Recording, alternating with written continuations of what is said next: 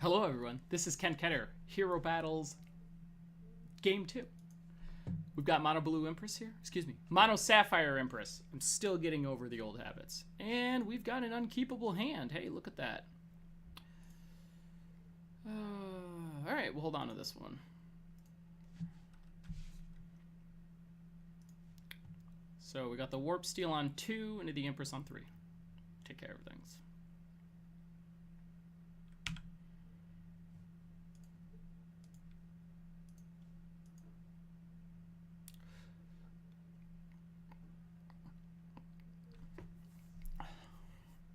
So expecting, definitely looks like a Dreadling strategy. Opponent's probably trying to set up some sort of explosive big turn.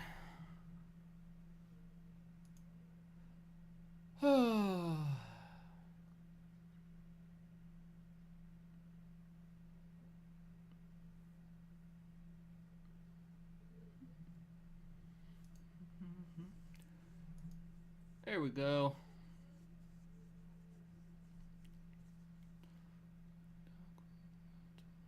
Cool. Turn 1 focus, try to find that third shard. Illusion of choice. Alright.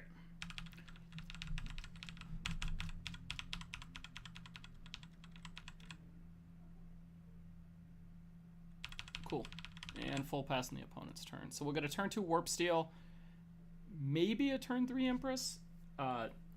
Circling back to the whole, question of is it better to sequence the Empress on the 3, or are you wanting to save the double Empress on the 4? It's tricky thing to navigate, that's for sure.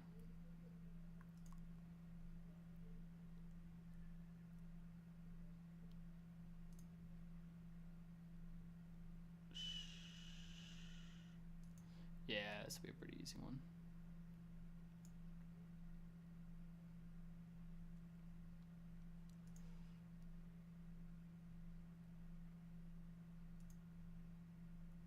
Looking like we got maybe a turn 3 consult here. Yeah, we'll be able to, we can activate and tap them all, or we could just tap these two. If we draw another 2-drop, we'll be able to play the 2-drop and consult in a turn, which is nice.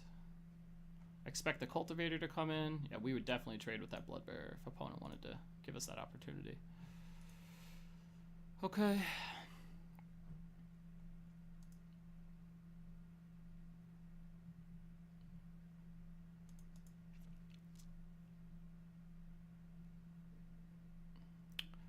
I'm not really concerned with most of the sequences our opponent could have from here. Like, even if they go Magistrate next turn, it's not that devastating.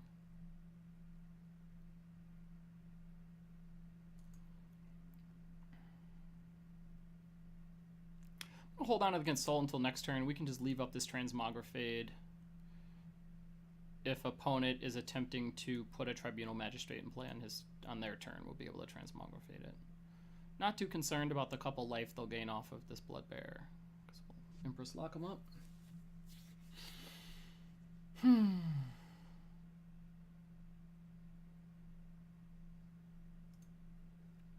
Nothing too fancy to the opponent here.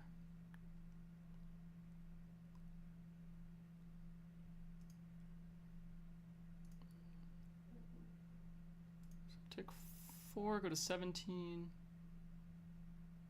Sure.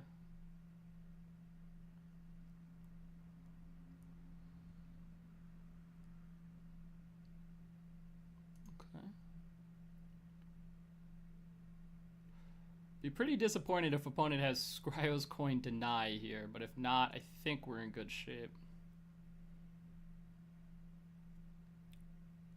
Let's see what we can do.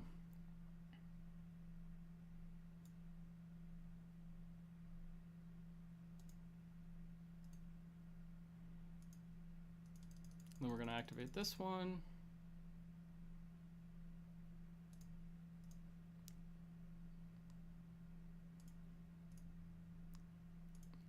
No, we can copycat from here. This will also check if opponent has the removal spell.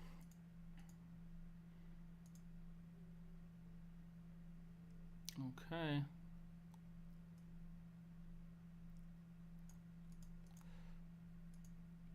these 3, draw 3 more.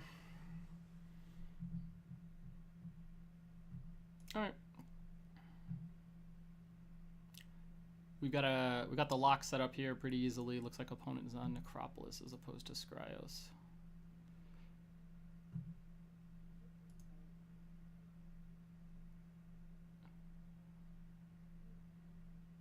Able to have Magistrate, hold up Fade next turn. Pretty easy one to run away with from here. As long as the opponent can't produce enough burst out of their hand to get past this.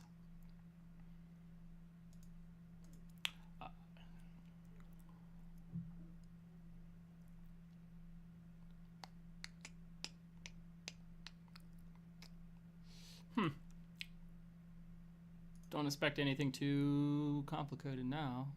1 troop, yeah.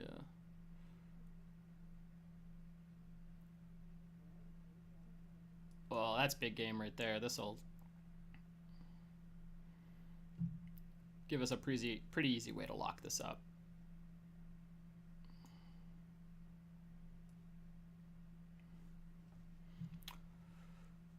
Magistrate should. I mean, not that this has any more impact than these other ones, but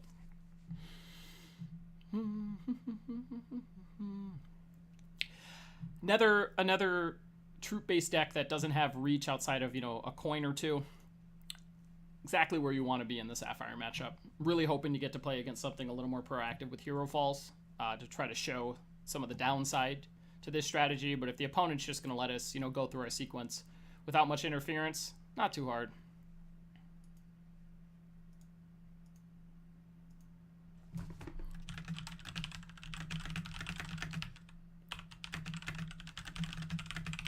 So a lot of people run into this, and this is like a great example. A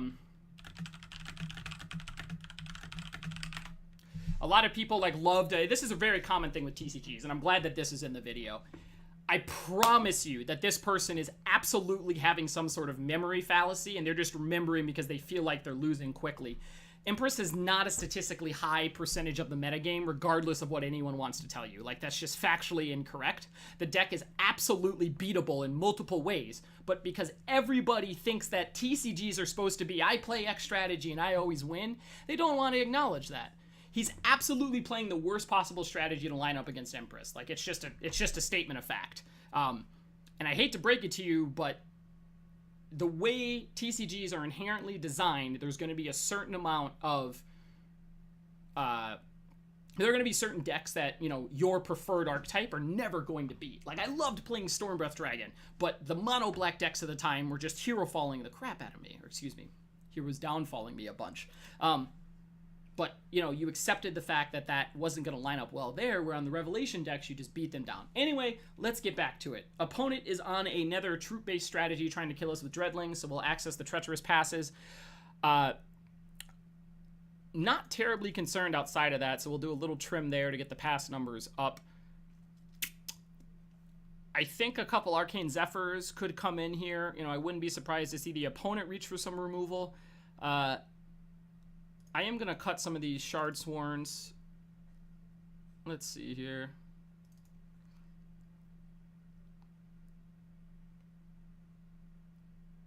And I could cut...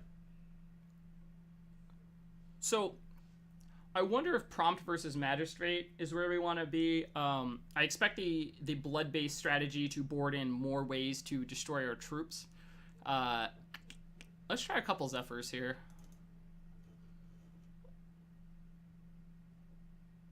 We'll cut another one, bring in another. Yeah. Alright. Is this that good, or is another copycat better? Alright. We'll try this configuration. So we brought in 2 passes, the Transmografade and the Zephyrs, to try to interact with what our opponent's doing. Cutting out the Warp Steel. We didn't bring in the Mografade. Cut 4, brought in 4.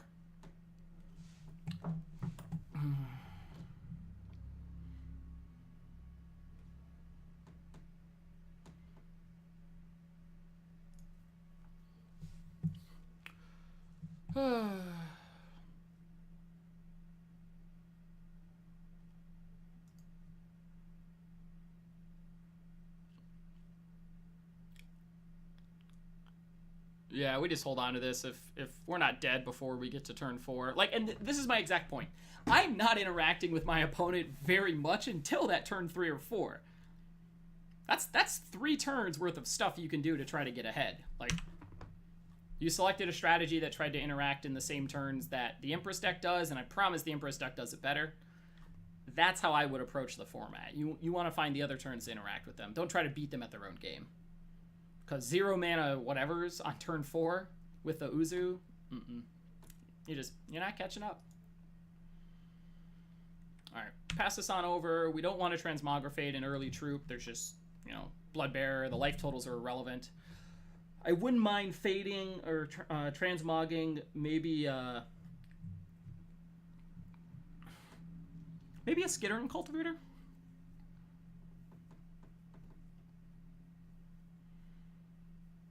Okay.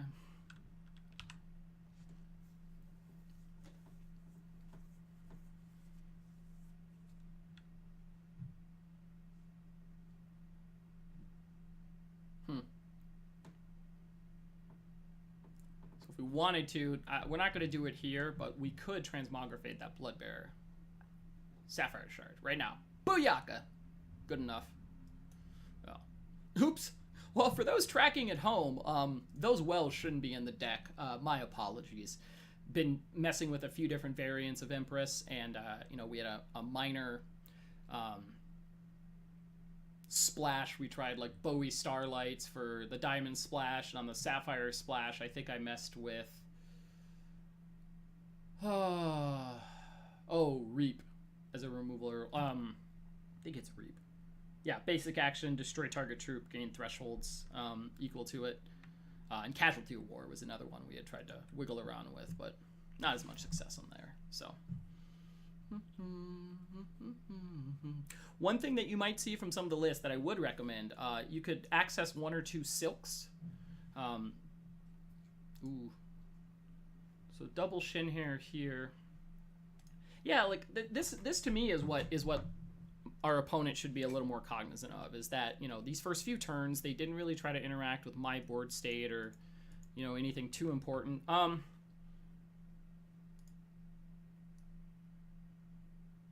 Debating if I want to transmogrifate something here.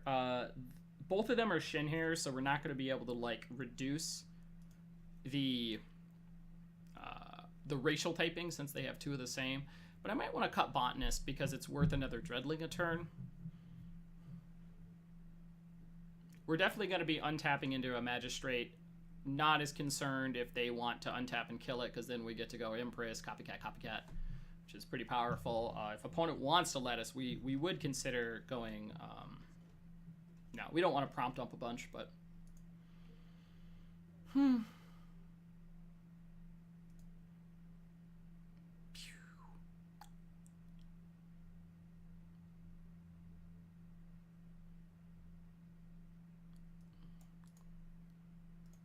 Shrink this here.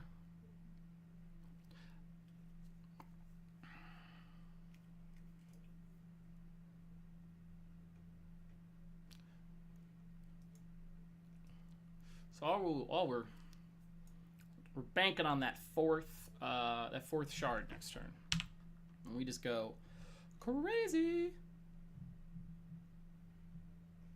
We might split. Give us 1 Empress or 2 Empresses and 2 Magistrates.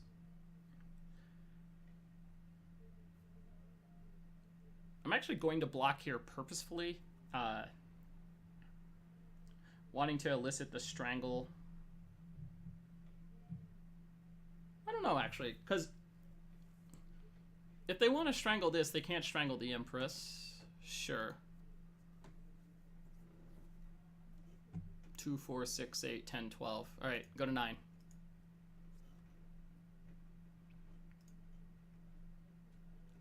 If they have another Dread deployment in hand, we... in a little trouble, but all right. Boop, boop. 2, 4, 6, 8, 10, 12. Ouch.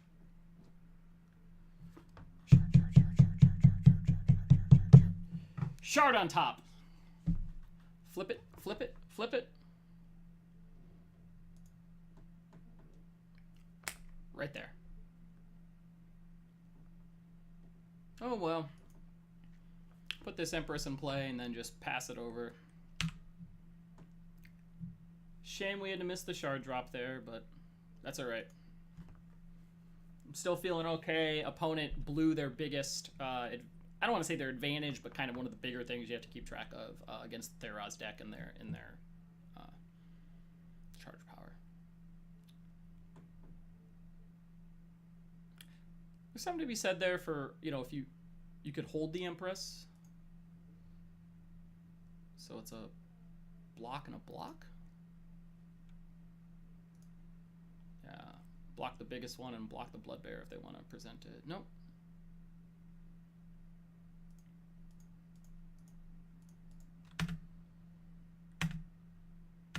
One, two, three, four. So we go to 5 off of this.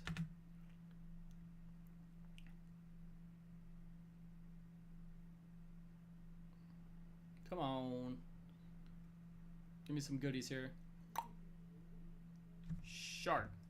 Shard, shard, shard, shard, shard, shard, shard, shard, shard.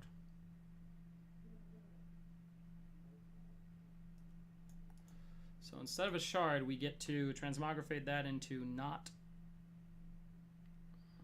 There you go. Alright.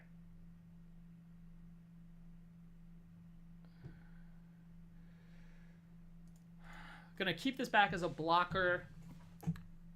You know. Sure. Oof. Not working out how we want this one to, for sure. Lol. I'll never understand the folks who want to complain about a game system, but then they're very proud to talk about how they, you know, worked around it in a specific financial way. Like, it just doesn't really make sense. Like, ooh, look at the cool thing I did, but your game is really dumb. Like, not really sure what you're trying to accomplish with that that mindset, but whatever.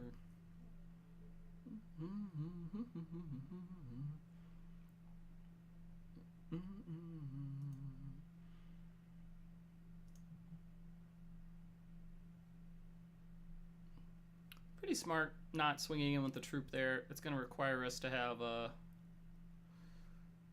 slightly more balanced approach. So we should be able to hit the shard off of this, which will... Ooh, alright. Well, we'll just take another one.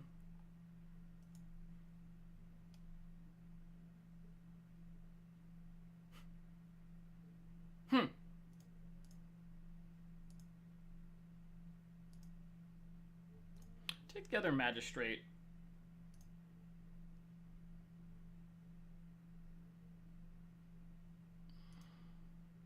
Kind of excited for when we finally get to, you know.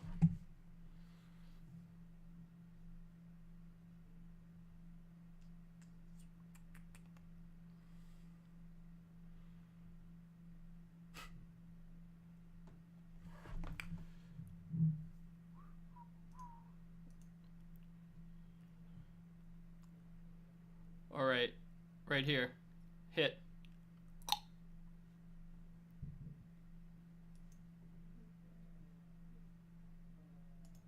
Ooh, get tapped. Okay, so now we have to figure out the difficult math of commander prompts versus copycats and how to ensure that we maximize our ability to win. So we're just going to commander prompt and then we're going to cat it 3 times, which would set us up for a pretty easy win in 2 turns. All right, so we got 1 commander prompt. Double checking, yep, so it's the far left one. 2 commander prompts.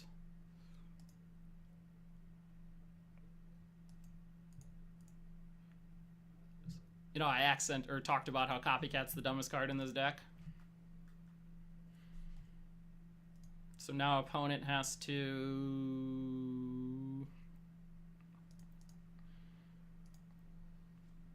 Yeah, it isn't required to block here, but we're also... Unless they have double Dread deployment here, I think we are A-okay.